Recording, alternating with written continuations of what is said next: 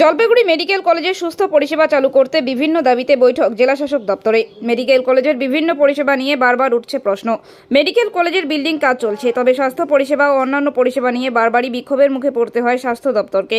স্বাস্থ্য দপ্তরের বিভিন্ন সমস্যার কথা জানিয়ে অন্যান্য দপ্তরের আধিকারিকদের নিয়ে জলপাইগুড়ি মেডিকেল কলেজের সুস্থ পরিষেবা চালু করতে স্বাস্থ্য সহ অন্যান্য দপ্তরের সঙ্গে জলপাইগুড়িতে সমন্বয় বৈঠক অনুষ্ঠিত হলো মঙ্গলবার। জেলাশাসকের কার্যালয়ে আয়োজিত এই বৈঠকে স্বাস্থ্য বিভাগ ছাড়াও পুলিশ, পঞ্চায়েত, পূর্ত প্রভৃতি দপ্তরগুলো থেকে পদস্থ আধিকারিকেরা উপস্থিত ছিলেন। এই বৈঠক প্রসঙ্গে জলপাইগুড়ি মেডিকেল কলেজ ও হাসপাতালে এমএসভিপি কল্যাণ খা জানান, জলপাইগুড়ি সুপার স্পেশালিটি হাসপাতালের সামনে অবস্থিত রাস্তা ড্রেন নিয়ে সমস্যা সামনে আসে। এই ব্যাপারটি পাশাপাশি সুপার স্পেশালিটি হাসপাতালের মর্গ বা মর্চুয়ারিটিকে অত্যাধুনিক শীততাপ নিয়ন্ত্রিত যন্ত্র বসিয়ে নতুন করে চালু করার কাজ চলছে। আজকের বৈঠক সফল হয়েছে, যার ফলে অতি দ্রুত সমস্যাগুলো সমাধান করা যাবে বলেই আশা করছি। আপনারা এলেন, কিন্তু এটা না টোটালি ইনফর্মাল, এরকম কোনো ফর্মাল কিছু নয়। না, আমরা এসেছি হচ্ছে এই একটা প্রোগ্রাম কোনো বুঝতে পেরেছি, কিন্তু ব্যাপারটা হচ্ছে কি, আমরা যেহেতু এইটা বিশ্বাস করি যে মানে সমস্ত ডিপার্টমেন্ট মিলে কাজ করলে যে কাজটা অনেক বেটার। না, একদম আমরা তো আর আলাদা কোনো নয় যে মাঝখান থেকে স্ট্যান্ড অ্যালোন কিছু নয়। স্যার, নতুন করে তো স্যার নতুন করে তো 32টা 30 এখানে 16, এখানে 16। ঠিক আছে, ভালো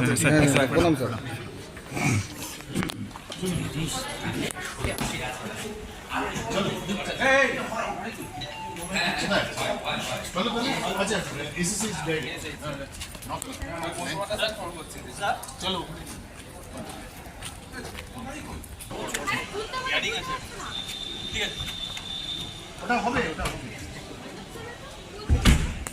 কি অবস্থায় আছে এখনো এক্স্যাক্ট সংখ্যাটা আমাকে জেনে বলতে হবে, কিন্তু এখনো আনক্লেমড বডি আমাদের ডিস্ট্রিক্ট হসপিটালের যে পুলিশ মর্গ সেখানে রয়েছে। এসএসএইচ এ কাজ চলছে, সেখানে মর্গের যে ফ্রিজারগুলো সেগুলোর কাজ চলছে, যার কারণে ওখান থেকে বডি সমস্তটাই আমরা ডিএইচে শিফট এই ব্যাপারে কোনো আশ্বাস বা কোনো কিছু প্রশাসনের তরফে বা পুলিশের তরফে কিছু পেয়েছে কোন এই ডিসপোজ করার জন্য? হ্যাঁ, নিশ্চয়ই সমস্ত বডিরই আমাদের ডিএনএর স্যাম্পল নেওয়া আছে, সুতরাং এই বডিগুলো ডিসপোজ করে দাও। আমরা এটা রিপিটেডলি পুলিশকেও জানানো হয়েছে, আর ডিসপোজালটা যেটা সেটা তো মিউনিসিপ্যালিটির কাজ, ওনারাও করে দেবেন, সেটাই আশ্বাস দিয়েছে। যেহেতু আর্মির বডিও আছে বেশ কয়েকটা, সেক্ষেত্রে কি আইনি জটিলতা একটা সমস্যা আছে? সেটা তো পুলিশ প্রশাসন বলতে পারে। আমাদের হাসপাতালের যে ইস্যুগুলো, যেগুলো ধরুন হাসপাতাল তো একটা জায়গার মধ্যে, আমাদের যে জেলা বলুন বা শহর বলুন বা পঞ্চায়েত বলুন, সেই জায়গায় সমস্ত অসুবিধা আমরা নিজেরা সমাধান করতে পারি না। হাসপাতালের নিজস্ব কিছু সীমাবদ্ধতা আছে। তো বাকি যে জিনিসগুলো, যেগুলো জেনারেল অ্যাডমিনিস্ট্রেশন বা পুলিশ অ্যাডমিনিস্ট্রেশনের সাহায্য লাগে, সেইটার জন্য আমরা এসেছিলাম। সেই নিয়ে খুবই সদর্থক কথা হয়েছে। আশা করা যায় যে আগামী দিনে সেগুলো সমস্যার সমাধান হবে। মেন ইস্যু যেমন ধরুন এনক্রোচমেন্ট, আমাদের এসএসএইচ একটা তো বড় ইস্যু, এনক্রোচমেন্টের বিষয়টা, সেগুলো থেকে শুরু করে বাকি যে ধরুন আমাদের ওখানে এসএসএইচ এর সামনে যে ড্রেনটা, যেটা প্রতিবার যেটা ইয়ের সময়, বর্ষার সময় অসুবিধা হয়, সাধারণ মানুষের অসুবিধা হয়, সেইগুলো নিয়ে আলোচনা হয়েছে। সেটা আশা করা যায় সমাধান হবে।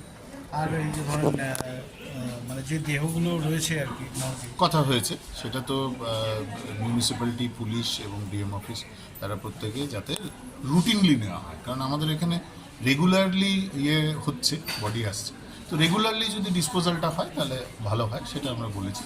আর দ্বিতীয় হচ্ছে যে আমাদের যে তিস্তার সময় যে বডি গুলো আমাদের এখানে এখনও রয়েছে আনক্লেম বডি, সেইগুলোর বিষয়ে কিন্তু ডিএম অফিস ভীষণ রকম আমাদের সাহায্য করেছিলেন।